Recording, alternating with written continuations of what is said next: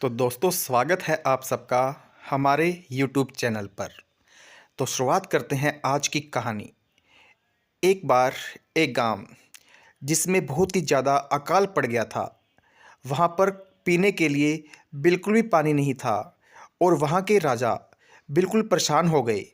उन्हें कोई उपाय नहीं सूझ रहा था कि लोगों को कैसे उस गांव से जाने से रोका जाए, क्योंकि जहाँ पर पानी नहीं होगा वहाँ पर रहना बहुत ही ज़्यादा मुश्किल हो रहा था।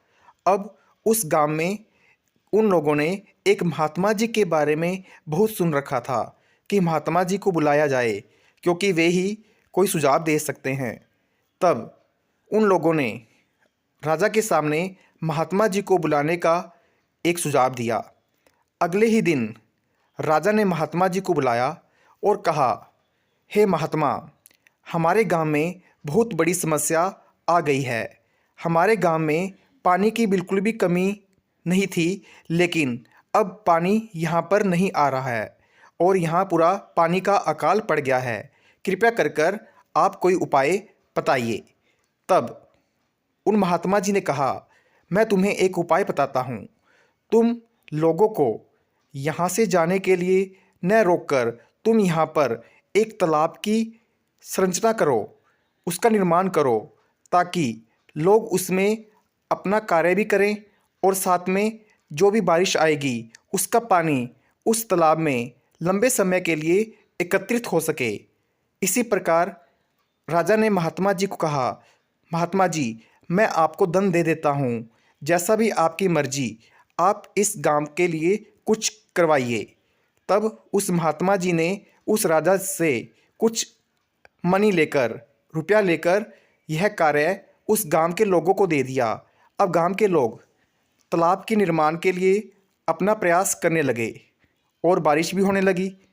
इस वजह से अब वे दूसरे गांव की तरफ जाने को जो सोच रहे थे वह बिल्कुल रुक गए, क्योंकि उन्हें लगने लगा कि महात्मा जी के अनुसार अब यहाँ पर पानी की कोई कमी नहीं रहने वाली। अब महात्मा जी उसी गांव में एक रात को सो रहे थे।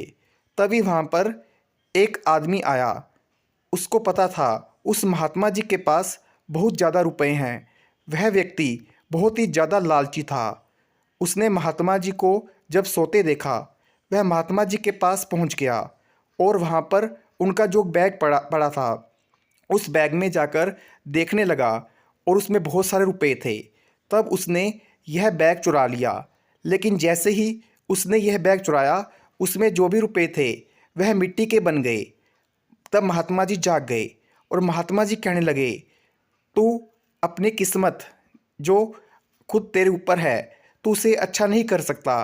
तू चाहता है कि मैं चोरी कर कर यह रुपया चुरा लूं, तो तू कैसे कामयाब हो पाएगा? क्योंकि कामयाबी हमेशा उसी का साथ देती है जो मेहनत करता है। अगर तू यह रुपये ले भी जाता तो यह तेरे लिए कोई काम के नहीं थे, क्योंकि यह जो तूने सोचा था वैसे नहीं रह पाए, यह मिट्टी के बन गए। जो व्यक्ति अगर इसे अच्छी नीयत से लेकर जाता, अगर किसी सेवा के लिए लेकर जाता, तो यह मिट्टी के न बनते, यह उसके समान सोने के बराबर होते, लेकिन तेरे लिए मिट्टी के बन गए। तब उस व्यक्ति को अपनी बात का एहसास हुआ। तब उसने महात्मा जी से माफ़ी मांगी और कहा, आगे से मैं कभी भी चोरी नहीं करूँगा। मैं सच्ची मेहनत और ईमानदारी से कार्य कर कर अच्छा रुपया कमाऊँगा। इतना कहने के बाद महात्मा जी ने कहा, मैं तुझे यही समझाना चाह रहा था कि जो व्यक्ति अपनी मेहनत, ईमानदारी, लगन से रुपया कमाता है उसके पास कभी भी कोई भी कमी नहीं आती। इस प्रकार उस महात्मा जी ने उस गांव का बहुत ही ज़्यादा सुधार किया। अब वहाँ के लोग पूर्ण रूप से उस राजा के प्रति अपना आभार व्यक्त करने लगे और कहने लगे, इस महात्मा जी की वजह से उस गांव का बहुत ही ज़्यादा विकास हो गया। अब वहाँ के लोग उस काम को बहुत ही मन लगाकर करते और साथ में तालाब के भी निर्माण में जुट गए और वहाँ पर किसी तरीके से पानी की कोई कमी नहीं रही। तो दोस्तों, इस कहानी को बनाने के पीछे हमारा उद्देश्य है कि हमें अपनी मेहनत और अपनी ईमानदारी से कार्य करते रहना चाहिए। इसका परिणाम हमें अच्छा ही मिलेगा। इस महात्मा जी ने इस कहानी के माध्यम से हमें बहुत बड़ी सीख दी है, जो कि राजा जी ने इसके माध्यम से इन महात्मा जी को बुलाकर करवाया।